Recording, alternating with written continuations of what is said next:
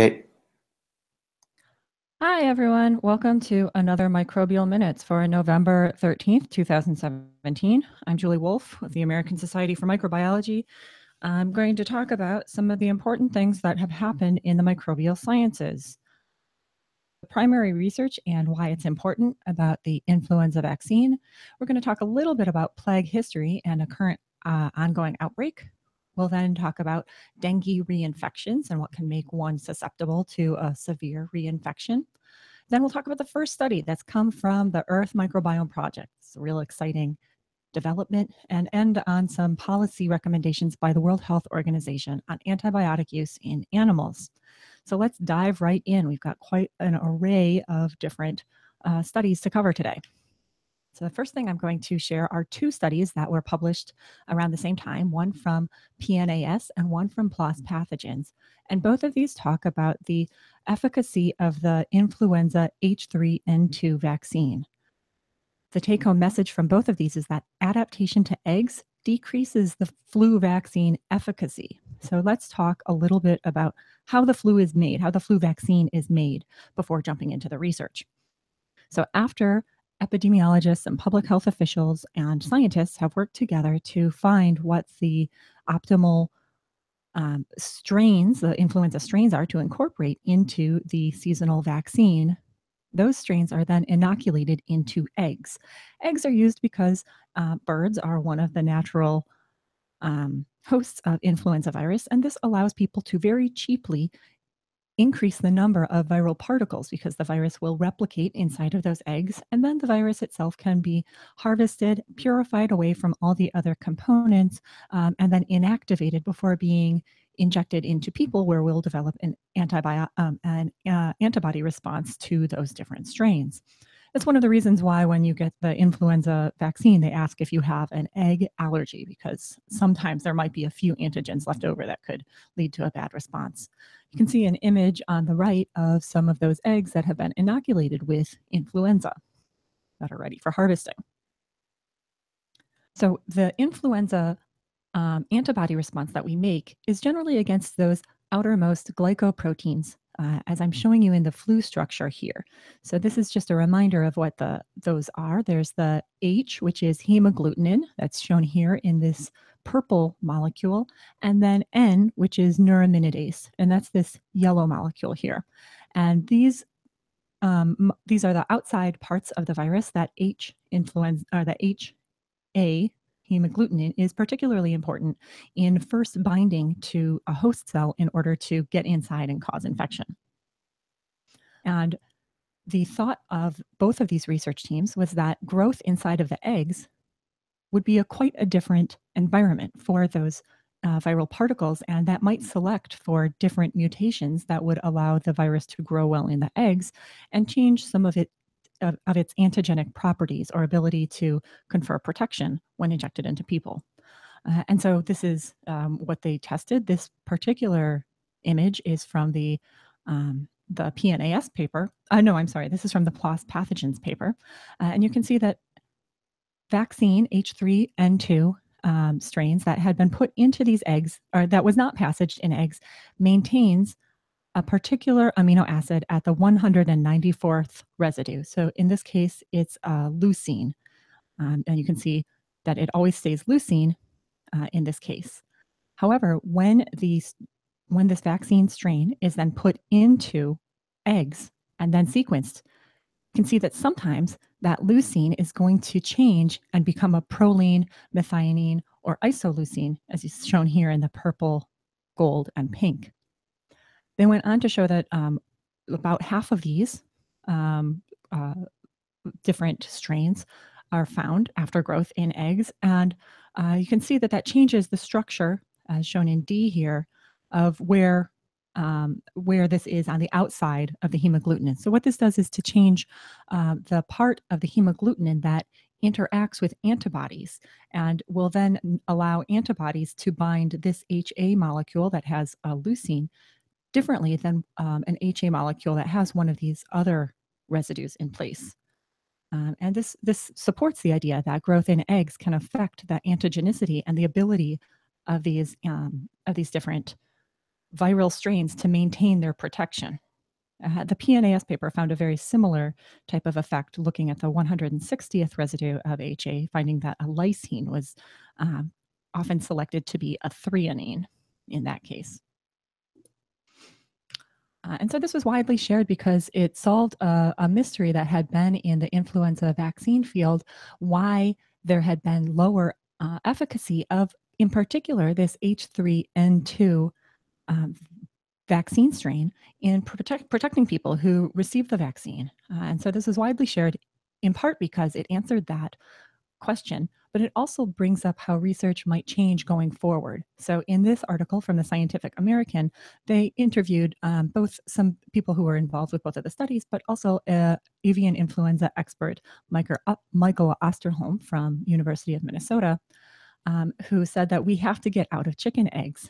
And so although most of the vaccine is made in chicken eggs by growth in chicken eggs, there are alternative ways to do this, such as growing the vaccine strains inside of mammalian cells, which would more closely mimic like our human cells, so that when the virus is collected, it would hopefully be selected for, again, the same strain, the same sequence that had been put into that cell line. However, that is a lot more expensive and labor intensive, and it doesn't produce quite the same number of viruses. And so that's one of the reasons that this is still not as widely used as using eggs. But perhaps now that people see that there can be a disadvantage to using eggs other than potential allergenic effects, it will encourage people in the vaccine field to start looking at alternative ways that we can produce this influenza vaccine. Moving on, I want to talk about this pretty cool study that came out of another PLOS journal. This is from PLOS One. And the title of this is that Yersinia pestis strains of ancient phylogenetic branch 0.ant are widely spread in the high mountain plague foci of Kyrgyzstan. And so the take-home message of this study is that the medieval Black Plague originated near a Kyrgyzstan lake. And so we're going to be talking about the Black Plague, which is one of the great forces on human society. It's played a lot of influence in both culture and in human population. One of the few times that the human population has actually decreased worldwide is because of infection with this Black Plague pandemic. And this is a disease that's caused by Yersinia pestis. It's a gram-negative rod. And that has had major effects on Europe, for example, in the 1300s, as well as in China. I believe there's been 3 major Great Plague epidemics that were caused by this particular organism. And so the researchers here are trying to answer the question of where this virulent Yersinia pestis strain came from. So before we get into their research, we need to understand that there are 3 different biological variants, or biovars, of Yersinia pestis. These are called antique, medieval, and oriental, obviously named before people stopped using the adjective oriental. And they're characterized by their different metabolic properties, what molecules they can or cannot metabolize. And studies have thus shown that the ANT1 and ANT2 are the sources for ORI and MED, which are the abbreviations for these different biovars. What the researchers did in this case was to take new Yersinia pestis strains that they isolated from Kyrgyzstan, which is within that great, humongous continent of Asia. It's located right next to China.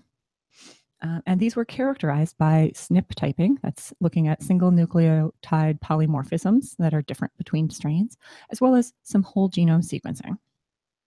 And they then mapped where these different strains were in a map. So you can see here, as I said, is China with Kyrgyzstan right below Kazakhstan and above Tajikistan. And so you can see accumulations of different colored dots that represent the different strains that they had identified. With the blue dots here, you can see a focus group here, another couple of isolates up here. These are the evolutionary ancestors of sequence strains that had been identified from that 1300s when the plague had occurred in Europe. There were other foci that they found that were the Ant5. So those blue are the Ant3 and the red are the Ant5. And these strains were most closely related to the strain that was responsible for another plague that happened in the 500s, the Justinianic plague. And from their research, the groups were able to conclude that these ant strains, in particular, this biovar, they serve as the precursors for all of the highly virulent Yersinia pestis strains that have been found in the past. So this neat study had been brought to my attention from the medical historian Monica Green, who had this really cool Twitter thread, and you can read it for yourself. We'll include the slides below in the YouTube description. But she not only outlines why this is important, but also how teachers could incorporate this type of research into their lesson plans, which is really cool. But I bring this up not only because it's important to understand where plague has originated from, but it's important to be able to apply some of these to surveillance going forward. And you may be aware of a current outbreak that is occurring right now on Madagascar. This is a map here from the magazine Science showing that Madagascar is where the outbreak is occurring, but that there are other major countries who do trade with Madagascar that are now at risk for having some of that disease brought into their country as well. And so there are different forms of plague itself. Often, this is a disease that is carried in rodents and transmitted by fleas. And once one is bitten by a flea, you can develop a form of the disease called Bubonic Plague. And that's hard to transmit between people directly. But when untreated, that microbe can adapt to the lung environment and become transmissible by aerosols. And this can pass much more readily between people. This is called Pneumonic Plague and is much more dangerous because of its transmissibility. And this is what has occurred in Madagascar, unfortunately. Now, a pneumonic and not bubonic plague is the source of this outbreak. And this is a country where there are endemic species, rodents, that carry Yersinia pestis year-round. So there are often a couple dozen cases of plague that are identified every year. However, this year the outbreak is particularly bad. As of October 20th, the numbers are over 1,200 people who've been infected, over 102 deaths. The cases have been doubling almost weekly to the extent that the healthcare facilities are so overwhelmed that clinicians have been asked not to take vacations by their government so that people can get proper care. Now, this is a serious outbreak and is being treated as such. And a number of scientists and researchers on social media have highlighted how some of the lessons learned in the previous outbreak that was making news, the Ebola outbreak in Western Africa, 2014 to 2016, have been applied to some of the public health measures in Madagascar. And we are all hoping that it will be contained shortly. Hopefully we will cover this in future sessions of Microbial Minutes. So next we're going to talk about a science report that was titled Antibody-Dependent Enhancement of Severe Dengue Disease in Humans. This is an important study because it's been well known within the dengue field that infection with one dengue virus strain can sometimes make you susceptible to a worse course of disease with a second infection. But let's back up and talk about what the take-home message is here. So here the take-home message is that a very specific antibody concentration to a first or primary dengue infection can worsen the course of disease in a second infection. Dengue virus, as you may be aware, is a flavivirus that is closely related to other flaviviruses such as Zika virus and chikungunya virus. In fact, dengue virus diagnostic technology had been recognizing Zika virus with some of the cross reactivity until it was recognized recently that those are actually two different viruses. And like those other viruses I mentioned, dengue is transmitted by mosquitoes. So this is something that is an arbo or arthropod-borne virus as well. It causes several different types of disease, dengue fever, and then more severe forms of this disease include dengue hemorrhagic fever, which can develop into dengue shock syndrome, which is a very serious form of disease associated with high morbidity and mortality. There are 4 different serotypes of this virus, meaning that the the outer part of the virus that interacts with the immune system can cause can look like 4 different subtypes of this virus. And it's been known for a while that infection with one strain can cause an antibody reaction that will protect you from reinfection with that same serotype. However, if you are infected with a different serotype, you can actually have a worse course of disease because of that primary infection. And why this has not been very well established within the dengue virus community. And so what this research group did was to take a very large cohort of 6,700 children and monitor them for 12 years. So this is a huge study. It's a lot of work that's gone into this study.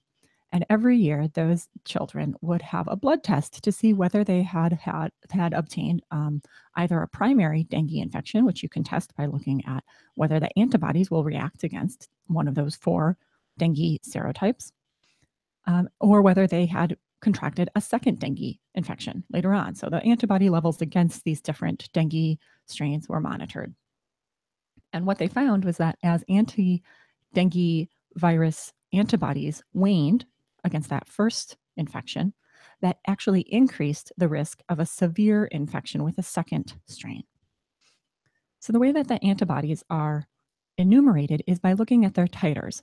Titers are often described by the number of times that they can be diluted. So the more times you can dilute it, the higher the concentration. So in these graphs, the higher concentration is actually on the right-hand side because those are more diluted forms, but that indicates that the antibody is more concentrated. Whereas the lower concentrations are on the left-hand side and the intermediary concentration shown in the middle here. Now, these are graphs showing the odds ratio, which is the measure of an association of a condition and a particular outcome. And in this case, the outcome that they're looking at is comparing the secondary dengue infections, looking at the concentration of antibody against the first dengue infection. So they took children who had antibodies against a first dengue infection who were never infected again, and that's kind of the baseline here at 1. And then they looked at children who had a second dengue infection. They had the orange plots, which you see are the non-severe secondary dengue infection, and pink, which is a severe secondary infection, so those that had a bad course of disease. And you can see in the middle titers here, those were the children who had more likelihood to have a severe second course of infection, indicating that this very specific titer of antibodies is more likely to give an antibody-dependent enhancement. So those antibodies appear to actually be contributing to the course of disease, having this very specific concentration. And this antibody-dependent enhancement, or ADE, was confirmed through a number of different statistical measures. So this paper is really a largely descriptive paper using some very stringent and rigorous statistical measures to look at the concentrations of antibodies and their effect on whether there was a severe course of disease in the second infection. Because of the very stringent and rigorous statistics that were run, this convinced a lot of people who were previously not predisposed to believing that this was the source of those very severe second infections. So this was written up in Stat magazine. It was shared by other publication outlets as well as other viral labs. And in this case, the Stat News reporter interviewed a researcher who was unrelated to the research group, who did not work on this study. And here, Vasilakis, the researcher interviewed, said, "I have a bias against ADE in general, but this is a very good study." So because of the very rigorous statistics that were applied, this particular researcher, although skeptical, believes that antibody-dependent enhancement was demonstrated. And this is something that has been kind of controversial in the field. The senior author, Eva Harris, acknowledged that the idea that some antibodies can be dangerous, more dangerous than no antibodies, this is counterintuitive. After all, antibodies, if you think about them, are designed to protect against a second infection. Now, of course, this research did not show how those antibodies increase risk of worse disease. And I'm sure that that is a future direction for the researchers involved with this study. Once we understand how they can contribute to a worse course of disease, that's where the applications of how to prevent that can occur. However, even knowing that this makes one predisposed to a worse course of second disease will allow clinicians to screen their patients for what their antibody concentrations are and perhaps monitor more closely for that worse second outcome. All right, moving on, we're going to talk next about the Earth Microbiome Project. This was published in Nature and titled A Communal Catalog Reveals Earth's Multi-Scale Microbial Diversity. And this was a huge study. So this is the first Earth microbiome study and provides a reference database and framework for future researchers. Like the long-term evolution project that we discussed a few sessions ago, this is a very famous study. It has its own website. You can go and learn about the Earth Microbiome Project at earthmicrobiome.org. And this is a huge undertaking. So the goal of the Earth Microbiome Project is very ambitious. It is a systematic attempt to characterize global microbial taxonomic and functional diversity across the entire planet. Imagine all of the microbes on this earth and understanding all of their sequences and where they're found. And so that is the very ambitious goal of this project. And so the idea is that cataloging these microbial species is going to help describe what the current diversity is, right? We then know what types of environments select for what types of microbes. And we'd also be able to track diversity through changing environments. For example, if there is an effect of climate change on different niches around the world, right? And some of the tools that have been developed for these studies, which have largely been restricted to looking at bacterial and archaeal communities, could then be applied to other microbial forms such as fungi or viruses, which are also ubiquitously found throughout the planet. So this humongous study had over 161 authors. So this is a crazy huge amount of authors. And I say 161 because there were 161 institutions involved. And of course, one institution can have multiple researchers that are contributing. So well over 161. If you look here, there's already quite a diverse list of authors that did get their name on the byline. But then here there is the Earth Microbiome Project Consortium, which is basically everybody who couldn't get their name to fit in the byline underneath the title.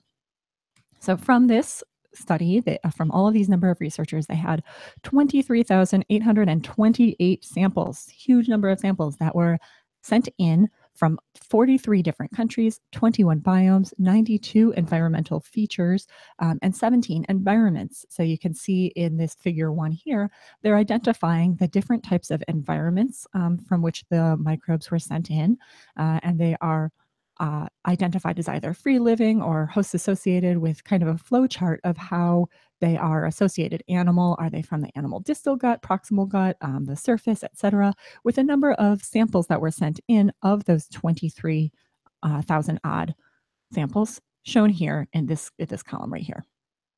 And they were sent in from around the world, as you can see in the map here, shown in figure B. And these accumulated samples can reveal biogeographical patterns of microbial ecology. So these are very useful, useful patterns to identify. Perhaps there are places in very distinct parts of the globe, but because of their similar geographic patterns and the similar nutrients and environmental conditions, the microbes that have been selected in those could be quite similar. The resolution of the sequencing data that they were able to collect since the project began in 2010 rivals the current compilations for macrobial or macrobiotic ecology, things such as plants, animals, insects, other types of flora and fauna that are also characterized and categorized in similar ecological projects. So this huge undertaking was a big excitement for many people involved, with over 161 people involved. Of course, there's a lot of people who are excited to see this published. Here is a user from social media, John Biddle, who is claiming to be in the et al., so in that Earth Microbiome Project extra, the asterisk part. Other people were exclaiming their excitement that this is finally published. It was shared from the Earth Microbiome Project, which has its own Twitter handle, as well as from Nature. Nature was where it was published, but Nature Microbiology is here promoting a behind the paper blog post from first author Luke Thompson, talking about the findings and what it was like to be involved in such a large scale project. This was widely shared because of the scale of the project. This is something that many people are interested in, including mainstream outlets. WTTW, I believe, is the PBS station from Chicago. And they published a study saying the Earth Microbiome Project seeks to map the planet's microbial diversity. Quoting one of the EMP founders, Jack Gilbert, as saying, "It's a crazy idea. Cataloging the microbial diversity of this planet is an immense problem. There are approximately 1 trillion species on this planet." And I was particularly tickled by the way that Luke Thompson, the first author, described this project. He said that you can think of this as a Google database for microbes. Instead of searching where certain words are found on the web, you can search for where certain microbes are found on planet Earth, which is kind of an amazing and ambitious project, and really cool that they are beginning to implement this research in this database format. You can also hear some of the researchers involved on different podcasts. There is a Nature podcast, which that interviewed Janet Jansen, another one of the Earth Microbiome Project founders, that was released around this same time, as well as a podcast hosted by yours truly. That's me, Julie Wolf, Meet the Microbiologist. Just a couple weeks ago, I was able to speak with Jack Gilbert, and he spoke about this project among other types of microbiomes. So our final study that I mentioned at the beginning is not a study, but more a policy change that was released in a press release from the World Health Organization. The press release itself was entitled, "Stop Using Antibiotics in Healthy Animals to Prevent the Spread of Antibiotic Resistance." So this is a recommendation change from the WHO for agricultural use of antibiotics. So antibiotics are used in agriculture in many different senses. We've talked about that a little bit on this show. In some cases, they are used at very low levels, sub-effective levels, or sub-treatment levels, in order to promote growth. They're also used in cases to prevent disease. So this would not only be where there is disease that is already observed, but sometimes where disease is expected. For example, when transporting animals, when transporting livestock, they can experience quite a bit of stress, and that stress can allow some of their commensal flora to start manifesting as disease. And so in order to prevent that disease, they are sometimes given low levels of antibiotics, even though they are not yet manifesting. They have no symptoms of actual disease. What the WHO is recommending is that both of these practices stop, not only growth promotion, but also disease prevention, and that the antibiotics, particularly those that are medically important for people, so those that are used in clinics to treat human infections, those be stopped for either growth promotion or disease prevention purposes, and instead be used only when there are symptomatic animals within a herd in order to treat that disease and maybe prevent the disease from spreading within that herd of animals. So this has been in the news quite a bit. In fact, there's been quite a bit in the news about antibiotics used in agricultural animals. Here is a story that accompanied a video clip from ABC News, where the WHO says to farmers, "Stop giving so many antibiotics to healthy animals." And interestingly, there was a different spin on this news report from the National Hog Farmer, where the title here was WHO Animal Antibiotic Guideline Disregards Science, warns the USDA chief scientist. So here, the USDA chief scientist, Dr. Jacobs Young, says that the WHO guidelines are not in alignment with US policy and are not supported by sound science. And in this case, I think that many scientists would disagree with this statement. It is not in alignment with current US policy. That's true. The US or the WHO guidelines are trying to change the policy, but most scientists, I think, who study the use of antibiotics in agricultural animals would say that there is very sound evidence to tie the use of antibiotics in those animals to clinical infections and manifestations of antibiotic-resistant infections. And some of those scientists and science reporters were tweeting about this report. I'm happy to see that it was being implemented. There was also a review that was published in Lancet Infectious Diseases that was referenced within the WHO press release, and I'll include a link to that in the YouTube description as well. And this was written up in Stat News as well as other outlets, as I referenced with the ABC news outlet, that were written more in support of these guidelines being implemented in the US. All right, so those are all of the studies that I had mentioned at the beginning, but I'd like to mention one final study as we enter into this holiday season. This is something that came out in the ASM journal mBio, which it was titled "The Identification of Novel Alleles Conferring Superior Production of Rose Flavor Phenylethyl Acetate Using Polygenic Analyses in Yeast." And so the cool thing about this is that there has been some genetic engineering of yeast strains to allow them to generate a compound called phenylethyl acetate. This is a compound that is already well characterized and known to contribute rose and honey notes to different fermented beverages.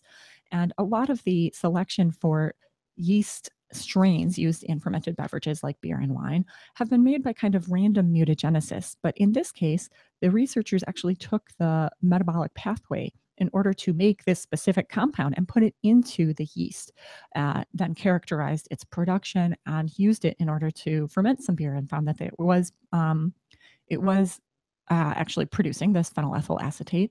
As the senior scientists said in this study found in Food and Wine, in some wines, you can smell the rose flavor above all others. And so this is something that I wanted to bring up as we enter the holiday season and we think about the things that we are thankful for. In the US, we're celebrating Thanksgiving next week.